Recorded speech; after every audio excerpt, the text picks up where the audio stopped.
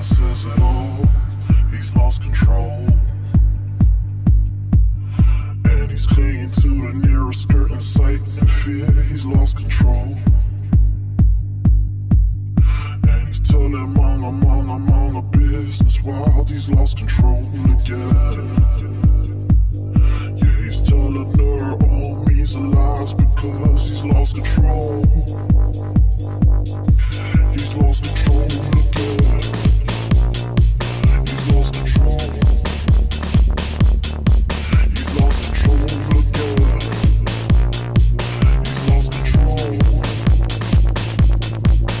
And it used to feel small in his hands before he lost control. How it used to all fit and make sense, but then he lost control. Now he's struggling not to crush her in his hold. Oh, he's lost control again. But she loves too tough, too bold to know she's lost control. I had to phone a friend to state my case and say I lost control again. And they showed up all my errors and mistakes and said I lost control again. They had heard how in many different ways I lost control again. And walked upon the edge of no escape. But come on, I lost control.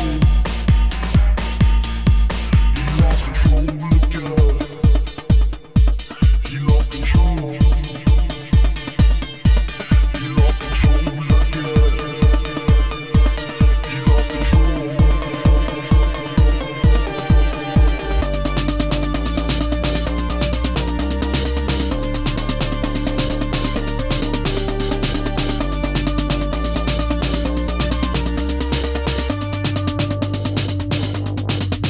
I could live a little better with the myths and lies.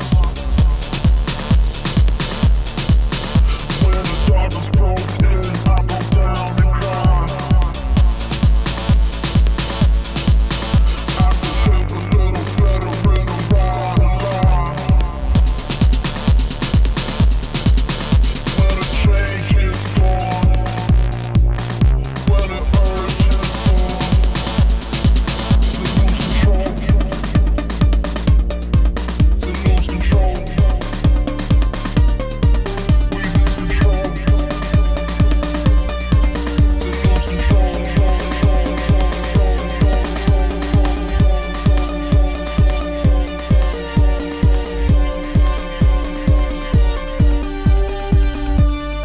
lose control. All right, good morning, everyone. Welcome to day 2. Did everybody like that? I thought it'd be an interesting way to start the day.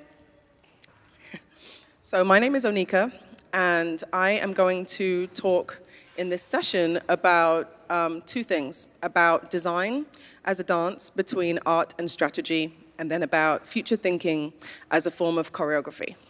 And I'm going to make this talk as interactive as possible. I encourage everyone to raise your hand, ask questions, interject as I go. I don't like talking for very, very long periods of time without it being a conversation, so I encourage everyone to do that. Although now they've switched the lights off, so I can't see you. You'll have to wave. That's better. As long as you can see the screen and I can see you, then we're going to be okay. Okay, so design as dance.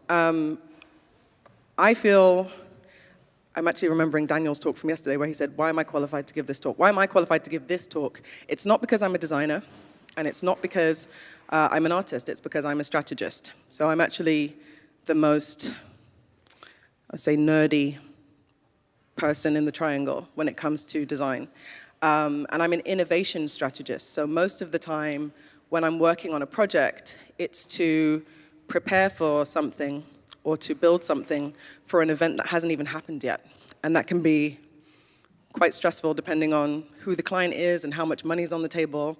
So I use analogies a lot because I have to communicate with people who don't all speak the same language.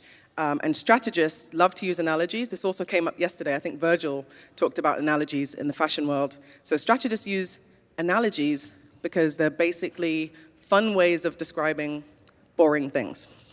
So I'm talking about dance today instead of data, instead of factoids, instead of most of the statistics that I have to work with, because it's a really approachable topic. Everybody knows what dance is. Everybody knows how to dance, even if you're not very confident with it. So it's a great analogy for thinking about how innovation works and how projects work. I'll explain why I chose this video too, really quickly. So who here actually knows this video already? Nobody. Ah, it's great. So it's not new. It was actually made in 2010 by a South African producer and artist called Spokehub. But it's a remake of a song by Joy Division called Control, or She's Lost Control, originally. And that song is about, it was made in the late 70s, so it's almost 40 years old. So I chose this video because it's one of my favorite music videos of all time, but it also represents quite a few of the themes that are going to come up in this session. First of all, it's a reinvention of a classic. So it's a reinvention of a very old song. The original was, I think, written in 1978, 79 by Ian Curtis. And what Spokehub has done is he's actually kept the song exactly the same, but he's changed the context, he's changed the texture of the song. The second reason why I love it is because it's a cultural subversion. And I'm going to explain what I mean by that. So obviously this is set in a township in South Africa. The original story of the song is set in Yorkshire, in Manchester actually, in northern England. And it's about isolation. It's about being an isolated teenager in the late 70s, away from buzz, away from the nightlife, away from everything cool. And this is the complete opposite. Spokehub has gone to a township and he's included absolutely everyone in the process of making this music video. So it's a community. It's not about isolation at all. It's a community coming together to make art. And the third reason why I love it is because this art direction is like a perfect balance between complete chaos and order. So obviously he's set this up in a very rational way, and the use of props and the use of black and white and the art direction is very deliberate, but the outcome includes a lot of mess and a lot of like deliberately engineered chaos. So these are themes that pop up again and again in my work, and I'm going to hopefully refer to them later on in this presentation. But this music video pretty much sums up for me my approach to innovation, and the outcome, with varying degrees of success, is usually a balance of like rationality and complete chaos.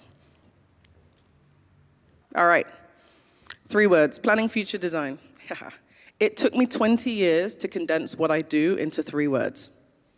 When I say planning, future, design, my family understands what I do, but for most of my career, nobody's fully understood what a strategist is and what a strategist does. And not only have I managed to condense it down to 3 words, I'm also able to explain, for the first time in a long time, how I do my job. So what are the tools that a strategist actually uses to help designers and clients to plan future products, services, methods, platforms, et cetera, et cetera. The first is triggers.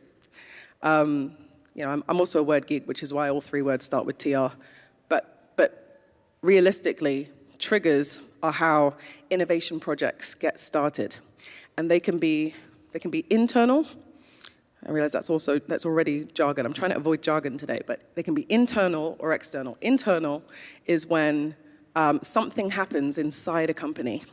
So for example, the company gets a new CEO, and that CEO decides that they want to make their mark, leave a legacy, come up with some new stuff, basically move the furniture around and make their mark on the company. So they decide to they decide to commission an innovation project. And I hate projects like that. I hate being asked to come in and just help CEOs shuffle the furniture around, come up with some new curtains, just make things look new. That's not real innovation to me. I take those projects, though. I always say yes, because what I'm hoping is that I can convert the decoration project into a real project. And the kind of triggers that are vital to real innovation are external triggers. It's innovation that's actually based on observations of real things that are happening in the world around the company, that the company has to respond to or work with. And for me, that's real innovation. So an external trigger could be something like the Olympics. I'm thinking of a real conversation. So the next Olympics are happening in Tokyo, in Japan. And I've recently spoken to a sportswear company about how they're going to update everything they do for Japan. There's a number of other things going on. Another big part of my work is sometimes being the bearer of bad news, which I don't enjoy, but it's necessary. So thinking about Tokyo and thinking about the upcoming Olympics and other things that are happening in that part of the world, I actually had a conversation with the head of innovation at a sportswear company about the potentiality of a nuclear holocaust. And he said, "What are you talking about?" And I was like, "Well, have you been reading the news?" There's already a lot of toxic waste in that area of the world. We're going to have triathletes swimming around in water that has high mercury levels, high poison. And he was just like, "I cannot have this conversation right now." I was like, "Okay, call me when you do." And he did. And we ended up having a conversation about how to innovate wetsuits and swimming costumes for the future of climate change. And so that's an example of, initially the conversation was, we want to do something cool for the Olympics. What kind of graphics do you think are really hot right now? And I was like, I don't care. And then we ended up having a more meaningful conversation and bringing scientists into the mix and bringing engineers into the mix and actually thinking about all the different scenarios, good and bad, that necessitate innovation. So those are triggers. Truths are facts and insights that direct design, which is also my job. So research is a big part of my job. And again, when you're thinking about the future, it's not always possible to put a stone-cold fact on the table. You can't say this is definitely happening, so you definitely have to invest this many millions, get stuff done. It's not always possible. But likelihood and tendencies and trends, those are all things that are necessary to the process. And again, it falls to me to put information on the table that the clients trust and the creatives understand. And then the third thing is translations, which kind of relate to truths. But translations are basically doing and saying whatever it takes to make sure that everybody's pulling in the same direction. So clients love facts, as I just explained, and feedback. But creatives, put statistics in front of creatives and they just kind of shrug at you like, oh, what is this? You have to tell them stories and you have to give them visuals. So constantly translating hard data into stories and inspiring visuals is also a big part of strategy. It's a part that not very many people assume. When you hear the word strategy, strategist, people don't really understand that. But translating things for different audiences who understand information differently is also a big part of my job. All right, this is just a funny visual that sums up for me the typical innovation project. So in a typical innovation project, the client sets the pace. Again, think about dance. Think about this whole thing as being like a dance. So the client sets the pace. The pace could literally be the timeline. We need a new design for a new wetsuit, and because the Olympics are in 3 years, we need the design next week. Pace. The creatives define the style. So they'll do some visual explorations. They'll probably look at semiotics. Semiotics, again, I'm using jargon. They're subliminal signals in design that influence human behavior. So in the way that we see a red light and we automatically think stop, that's a semiotic signal. So designers deliberately explore those things consciously or subconsciously, and then they come to the table and they say, this should be the visual language. This is the appropriate future-forward visual language for this project. And I've just put a question mark under strategist because in this picture, it's not actually obvious what I do. And I'm constantly using analogies, not to self-deprecate, but literally the strategy in this picture is the zebra crossing. It's my job to literally help everybody cross the street safely. I'm not the cool one in this picture. I'm going to expand on that.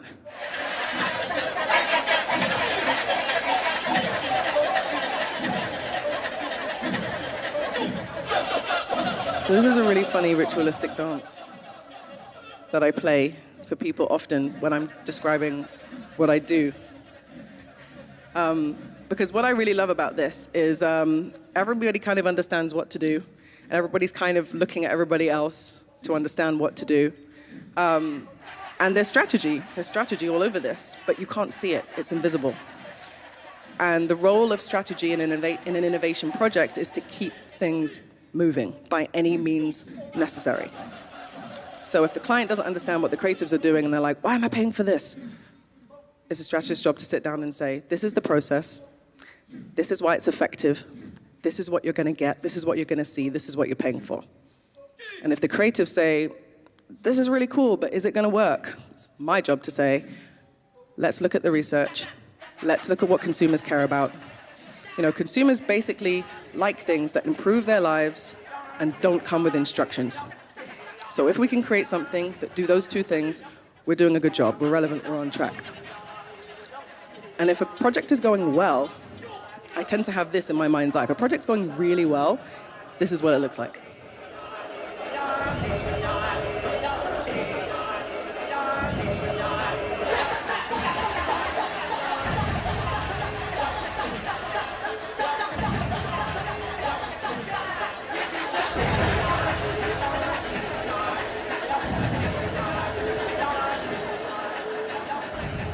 I have another point to make about this, actually. And it's not a planned point, but it came up yesterday over dinner. So we were talking about, I think Ian and Virgil were talking about the importance of interdisciplinary collaboration. I see Josh. This is what we're talking about, right? So we're talking about interdisciplinary collaboration and how it, you know, everybody agrees that engineers should hang out more with artists. You know, that amazing, amazing possibilities come onto the table when people who don't usually work together begin to collaborate on a problem.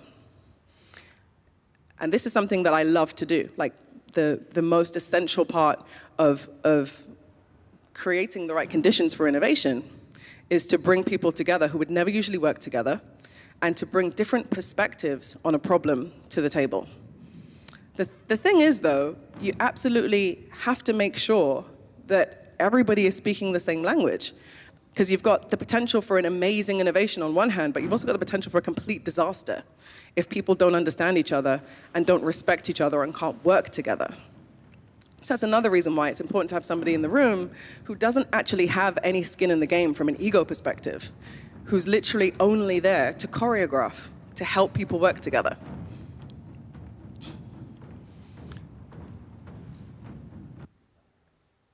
All right, back to the topic, which is dance. So it follows then, if all the things, I'm trying to kind of grab the headlines out of everything we've talked about already, but there's already quite a lot. If strategy is about helping people to work together and keeping things moving on innovation projects, then it follows that you have lots of different styles of strategy. You know, I've spoken to hundreds of strategists in my career, and everybody describes what they do completely differently. And that's interesting, because it's not necessarily about old school versus new school. It's literally about, like, personalities driving what kinds of future products and services are being created. So I'm going to talk about 4 styles, and I'm only going to talk about 4. There are an infinite amount. There are as many styles of strategy as there are genres of dance, but I'm only going to talk about 4. because I can also relate them to personal stories, but also because I really want to make sure that we have a conversation at the end of this session and I don't just talk for an hour and then walk away. So let's look at our 4. All right, so top left, we have ballroom dance, considered quite classic. But I'm going to talk about ballroom dance as a way of looking at innovation through the lens of trends. Then, I've just noticed there's a typo. On the top right, that's supposed to say ballet. Ballet is about precision. And then we're going to talk about contemporary, which is about experimentation, and then hip hop, which is about protest. We'll start with ballroom. So, who here has ever done ballroom dance? Oh, that's good. That's really cool. That's the first time ever that people have put their hands up. Right, so ballroom dance it's classic. You know, it's been around for a couple hundred years. The rules are initially probably quite difficult to navigate, but ultimately it's all about 2 people moving as one.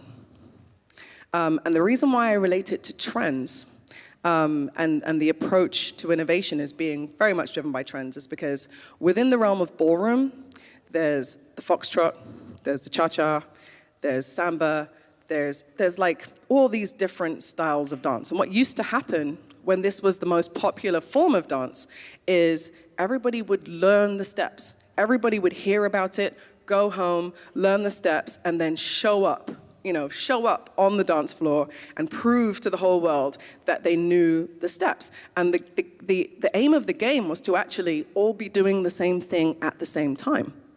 And that's how I see trends. When a client comes into the room and says, hey, there's this trend. We want to do something. We want to innovate so that we can look like everybody else.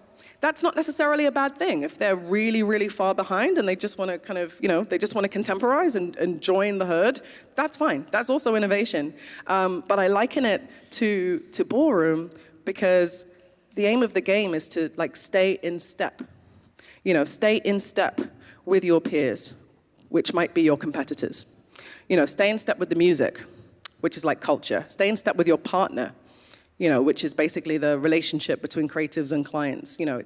It's not a bad thing to stay in step. I'm going to give you a little project story to illustrate what I mean. So this is a really old project. So this is about 8 years ago.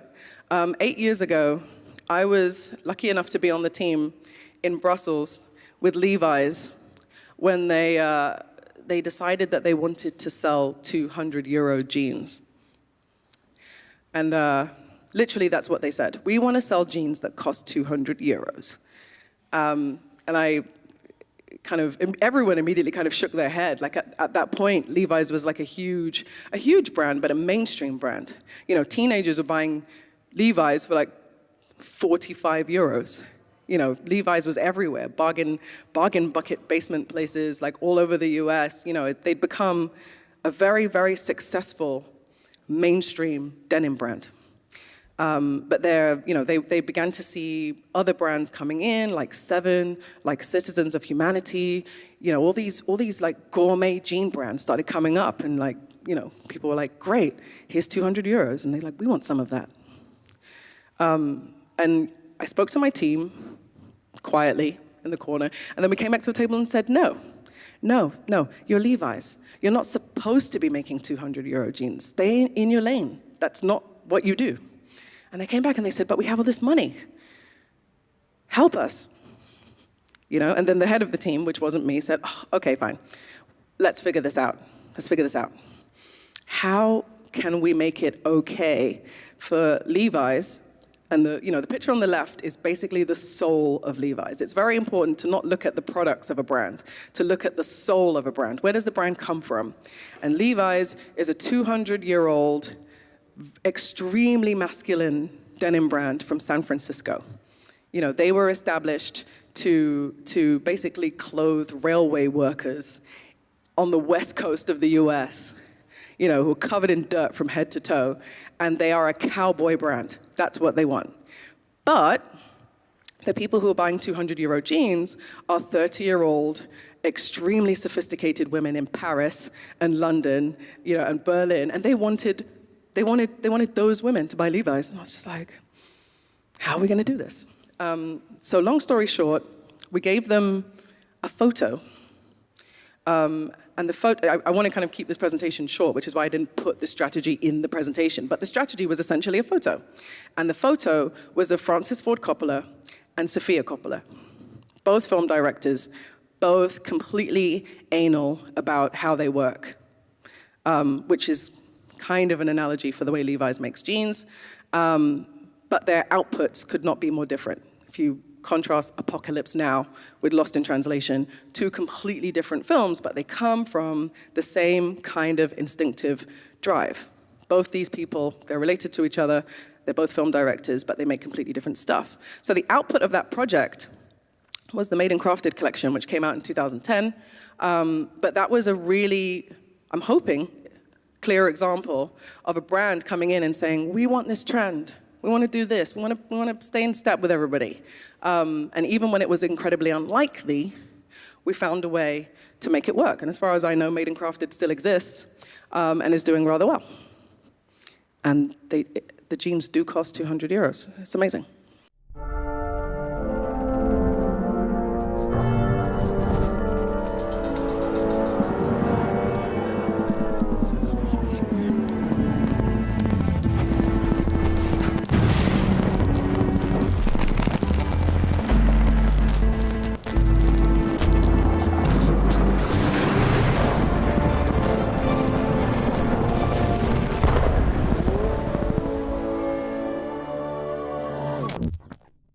I love the little signature at the end. All right, so let's talk about ballet. Who here has ever studied ballet? Great.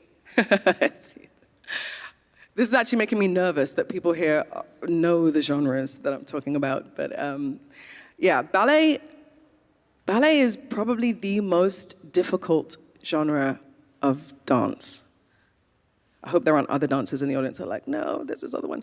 But ballet is its own thing. Ballet is in a class of its own, because in order to study ballet in a meaningful way, you have to basically submit yourself to an education and a level of commitment that's physical, psychological, cultural. You have to basically ingest the history of ballet and commit absolutely every single part of yourself to excellence. There's no point really getting into the ballet game and aiming to do well unless you aim for excellence and like world-class, all-time excellence. I've met a couple of ballet dancers, ex-ballet dancers in my time, because if you do well, you're also on the road constantly and you can't even make friends. But you know, if for some reason you kind of fall out and get to talk about what it's like to study ballet, I've heard horror stories of the amount of sweat, the amount of pain, the amount of work that goes into making dance look effortless. So it's a fascinating genre for me. Also, if you think about ballet companies, you know, there's the individual level, but if you think about what the actual ballet companies do to create performances, that's where it gets really interesting, I think, from an innovation perspective. And I've spoken to players or dancers from ballet companies. And the really cool thing, well, cool, tough thing about ballet companies is every single dancer has to know every single part, just in case somebody gets injured, just in case something happens. Every single dancer works out, memorizes every single move for every single character in the story that they're performing. So if you're doing Swan Lake, you basically have to know what every swan's doing, you know, what the villain's doing, what everybody knows everything. And that kind of meticulous and extremely thorough approach to telling a story, I think has, you know, natural alignment, natural parallels with the way some brands and businesses approach innovation. It's scary, you know, but if you're trying to aim for like world-class, all-time excellence, then I think the ballet approach is a really good analogy. Question for you guys then, because I have another example. Can anybody think of probably the only brand that has a ballet approach to retail operations?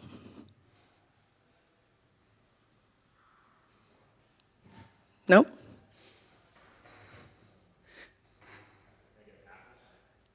Well done, Rob. Woo! This is the stage. This is literally a stage. Who here has not been into an Apple store? Okay. So I'll admit, Apple stores freak me out because they're so painstakingly precise.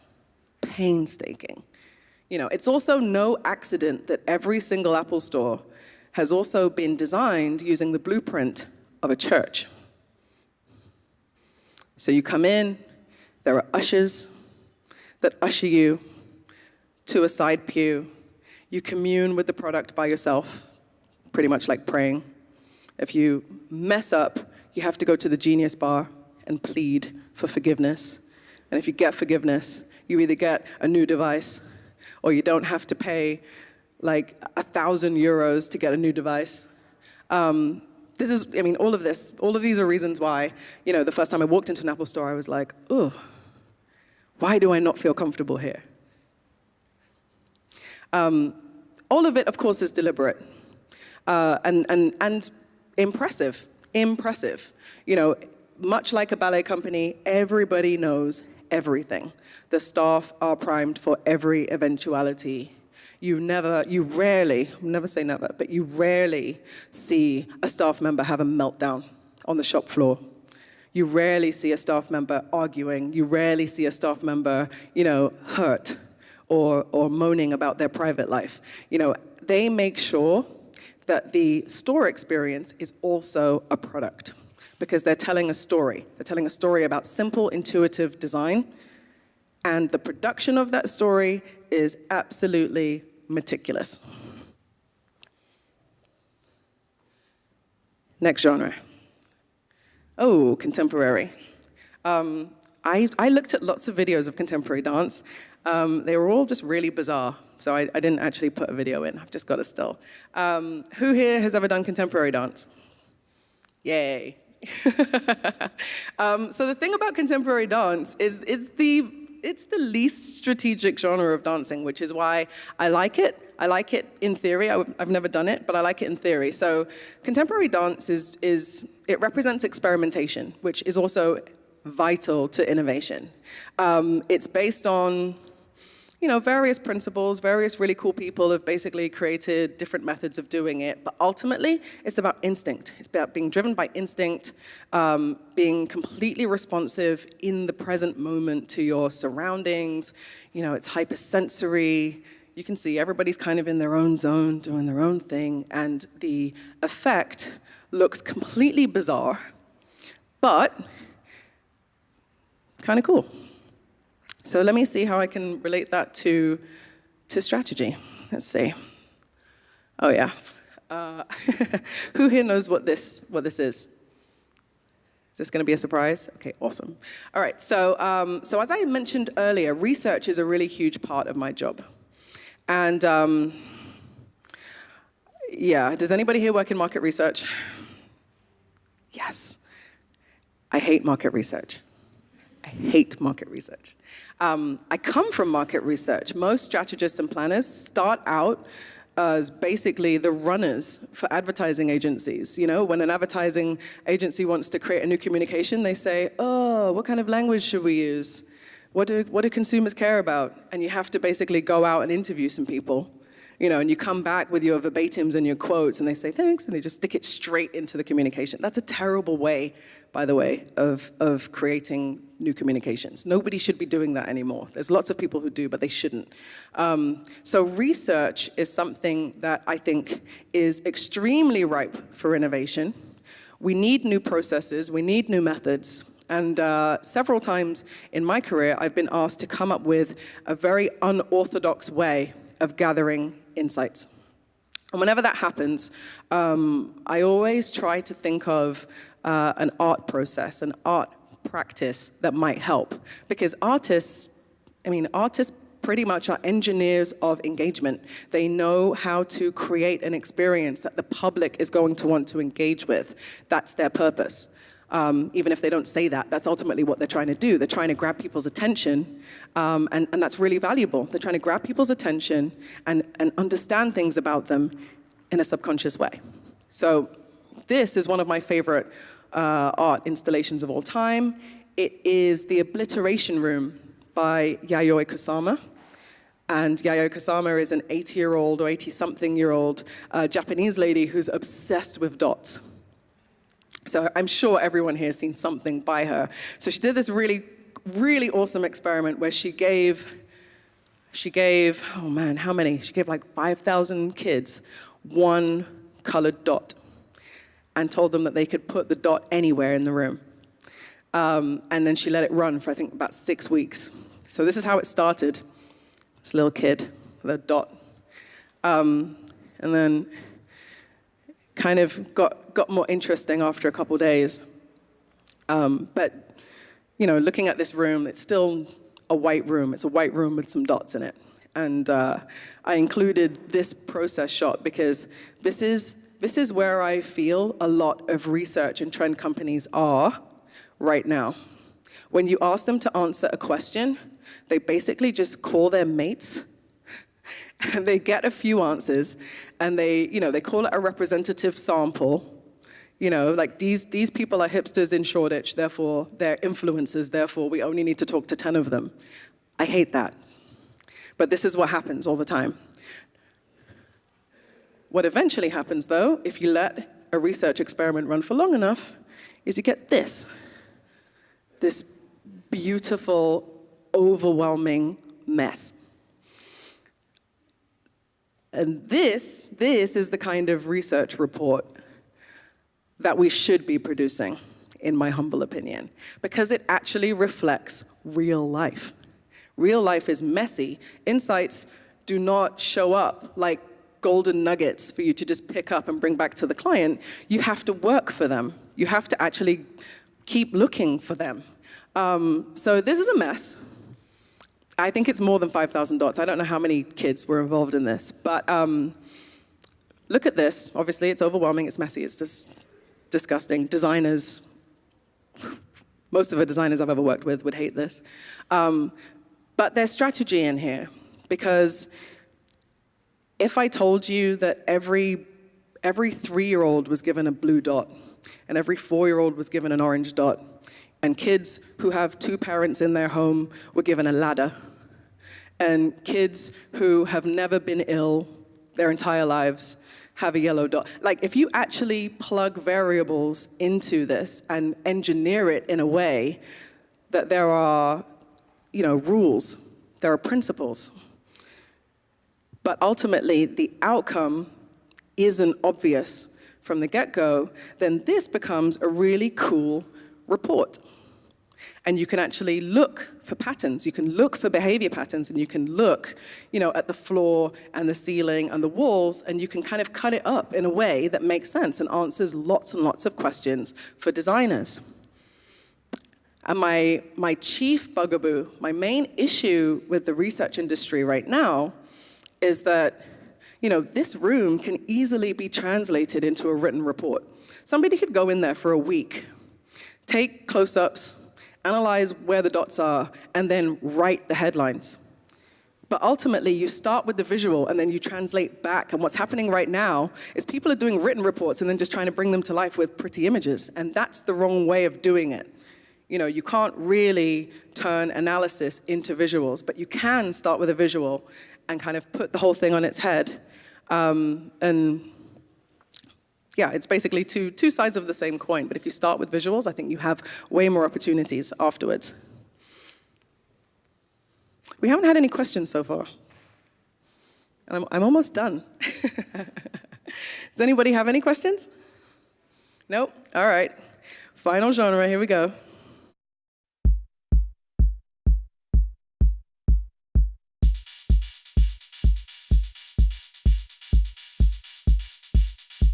Look, niggas really wanna beat they chest for BANKS. These niggas be gorillas with a pancake flash. These niggas be vanilla, the chest be legitimate. They just want the pumper nickel sis and the villains of them.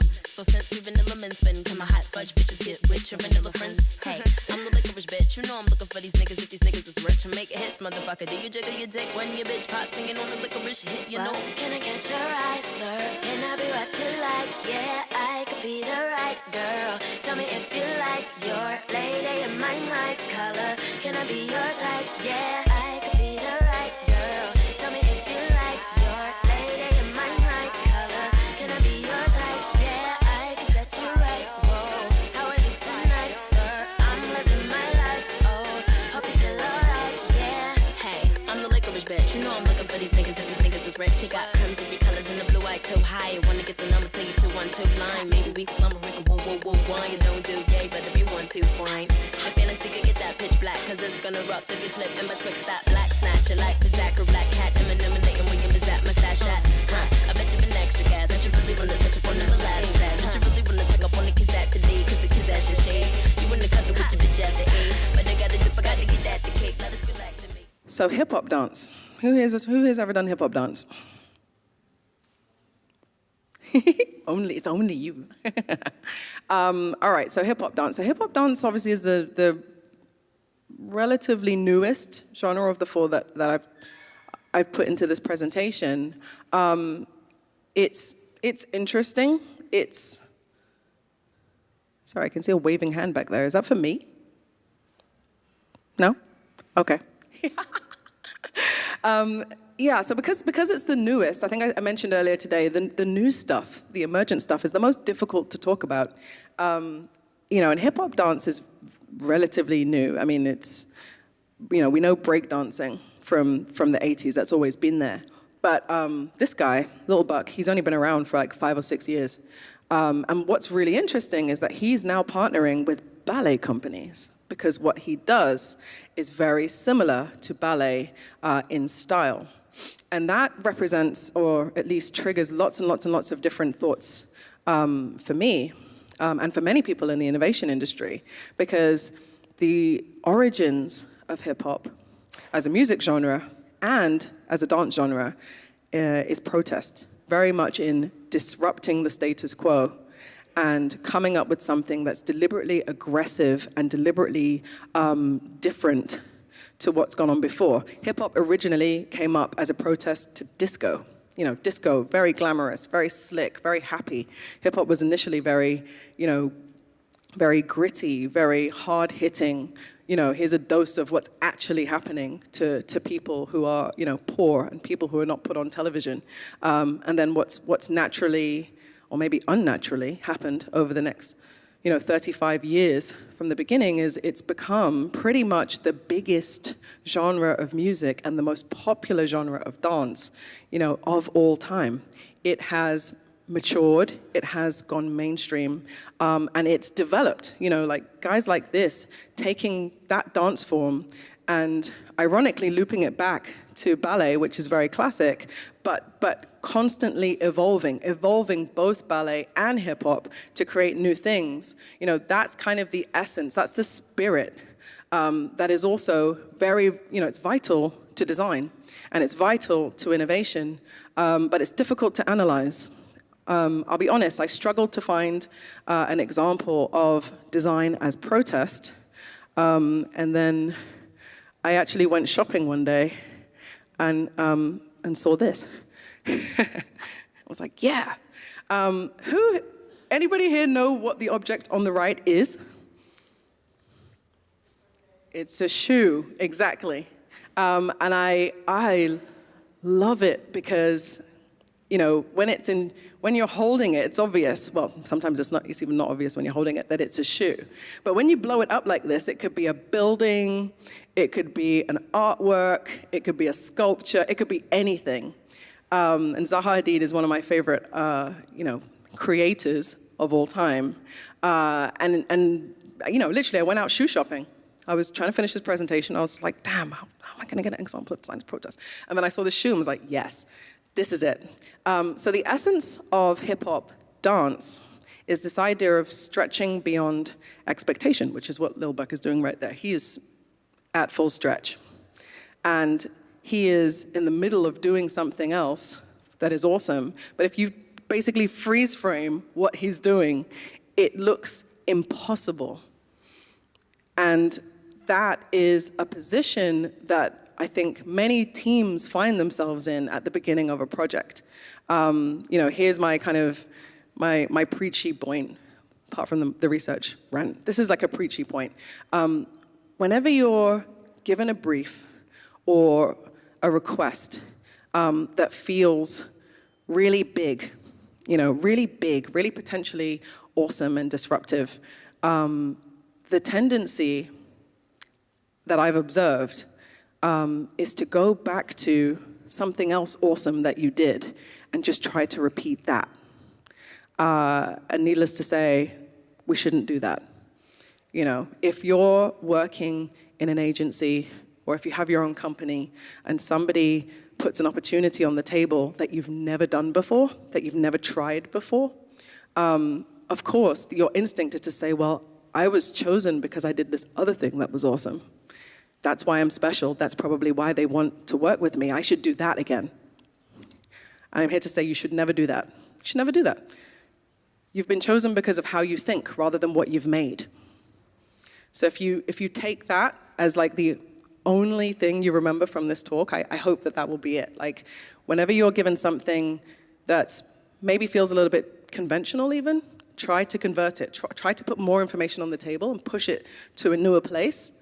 And if something comes along, if a dream brief comes along and somebody's like, oh, I want you to help me build something for the Olympics, don't be afraid to give bad news. Don't be afraid to literally embrace impossible stretches. Try things, experiment. At the end of the day, innovation is a messy process. You should give yourself permission to make a mess. I think that's it. For me, anyway. Yeah.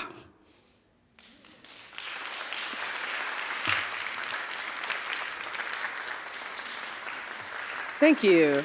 Now, please, some questions. Is there a mic for you? Is there a mic for her? Should I give her mine? No, that's fine. Right, first of all, thanks for the presentation. It was really, really inspiring. I would like to ask you if you, as a strategist, do you deal with employees as well? For example, the CEO comes to you saying that, look, I have this company, this is what I've built until now, and I want to change everything completely. So I'm going to have a huge mess with my colleagues. How do I deal with them? How do I explain them what I'm trying to do, and how do I make them my colleagues further on, as in the ballet example that you gave? So that there's a long answer to that. I'm trying to figure out the short answer. I mean, that's a more jargon alert. That's a stakeholder alignment problem, and it happens all the time, where leadership says, we want to make some changes, and they don't tell everybody else in the organization. And so it falls to you to literally, like a video game, have to literally fight 5 levels, 5 levels, five bosses, to get to the goal that you've been given. That's stakeholder alignment. And what I would usually do when a CEO or a head of innovation or a CMO says, I want to make some changes, the first thing you ask them is, who else is part of this decision? Who else is part of this decision? How do you get their buy-in? How long do you think that's going to take? Do you have another person, another consultant, whose job it is to figure out the stakeholder alignment, or do you also want to pay me to do that for you as well? That's the short answer. Yes.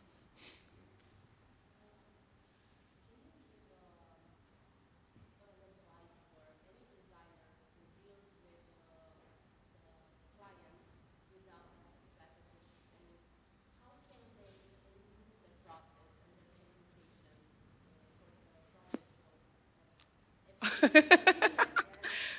like, trying to think of a short answer to that. I mean, one thing I didn't say, which I think is really important, is there are a lot of designers who are already very strategic, because the difference between making things and making sure that things get made, so like making things and making things happen, are both two sides of the same coin if you're an independent freelance designer.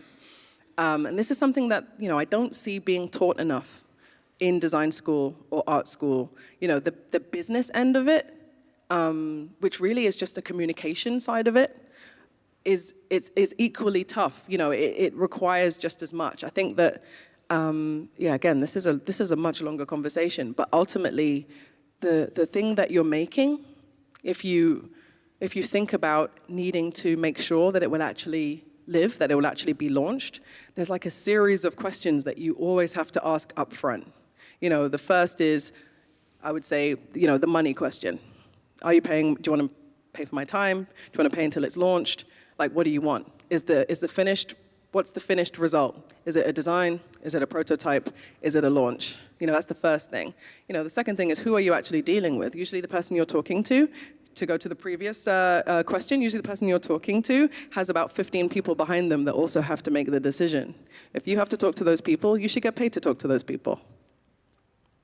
And so forth and so forth. But, realistically, designers usually have to do this, and they talk to each other about having to do this.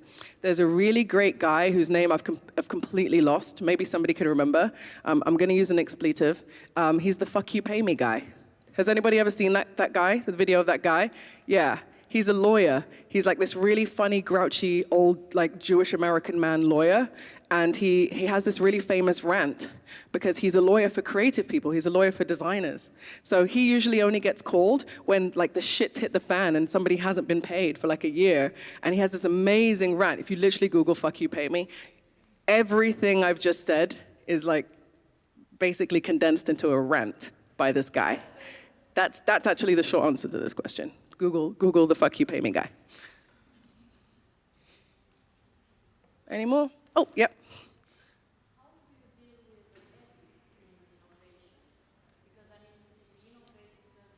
Did you say ethics? Awesome. I studied ethics.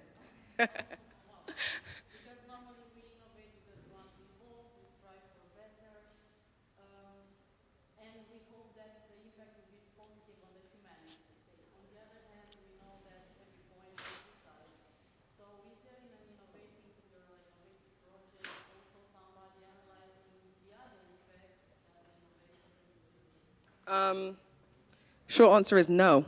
No.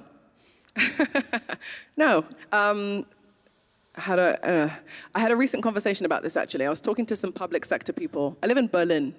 Berlin is full of lots of extremely bright and energetic people that are, only want to save the world, and they don't want to work with capitalists to do it.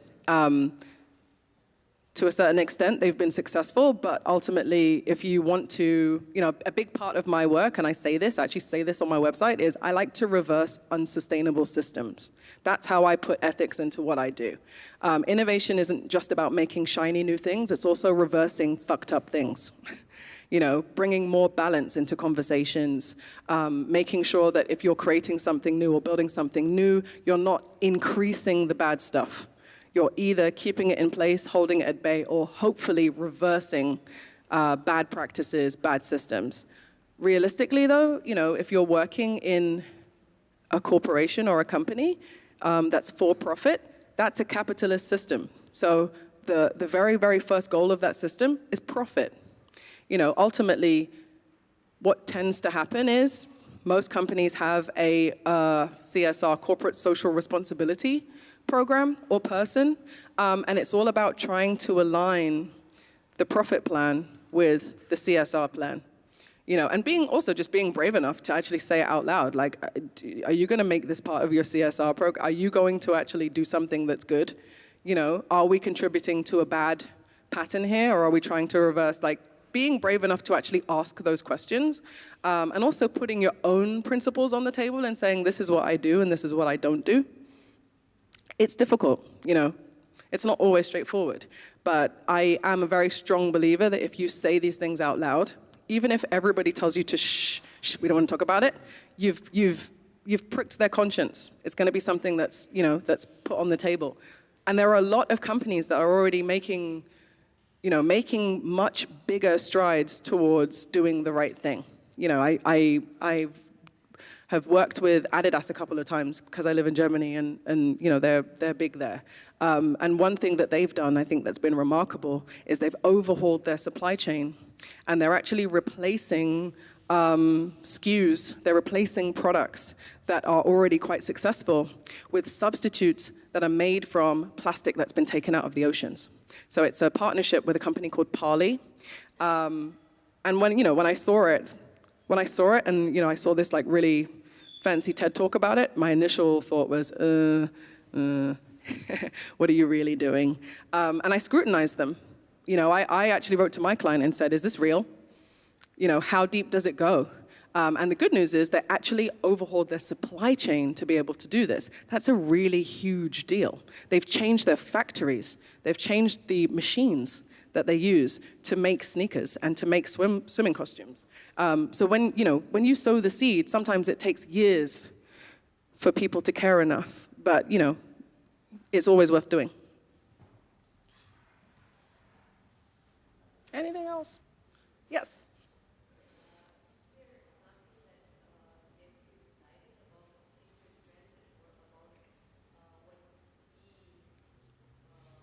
This is already a loaded question. Whenever I get excited, it usually means that bad shit's about to happen.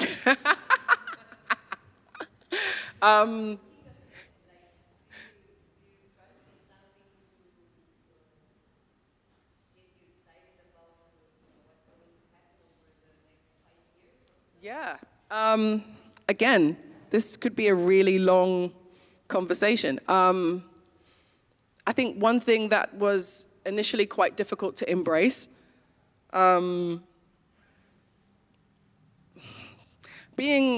a strategist or being involved in innovation that is genuinely about pushing back on the status quo. I mean, it literally involves a lot of arguments, a lot of anger. At the end of the day, human beings are, and I'm thinking yesterday as well, Daniel said this. So, human beings are not built for conflict. We're built ultimately for harmony. We formed societies and civilizations because we like to actually live together and work together. So whenever you try to change anything on any level, you're always going to come up against negative emotions.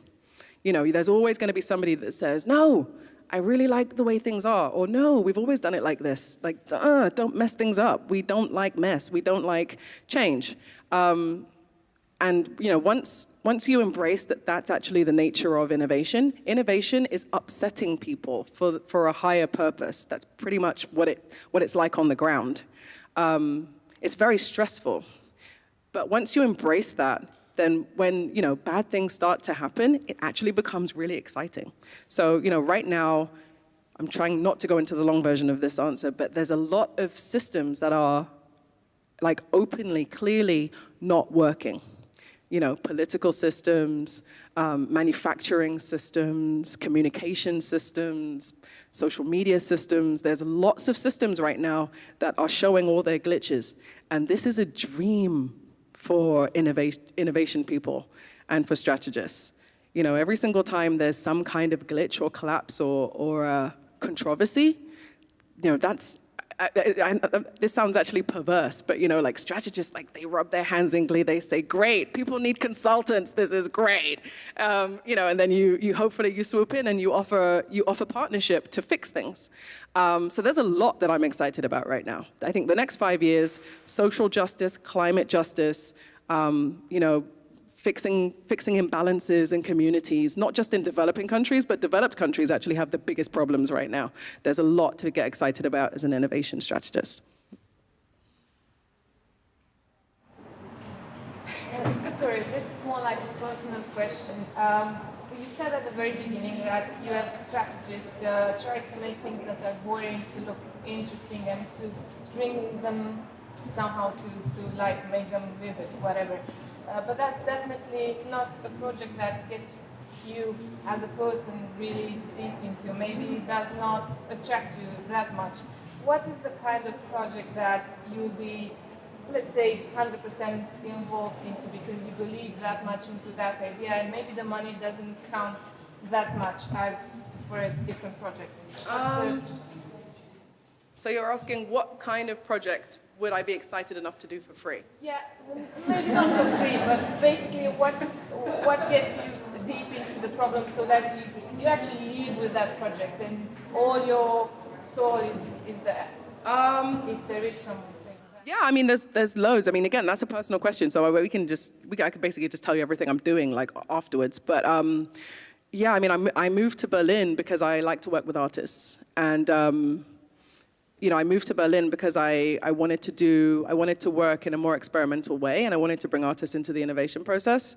And so for the last 3 years, I've been doing personal, private projects with artists to figure out how to make some of the stuff that I showed today, how to actually make that work on a bigger scale. So I can just give you more information about that separately.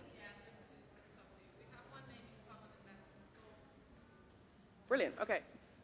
Beatrice is telling me to wrap this up, so thanks everyone.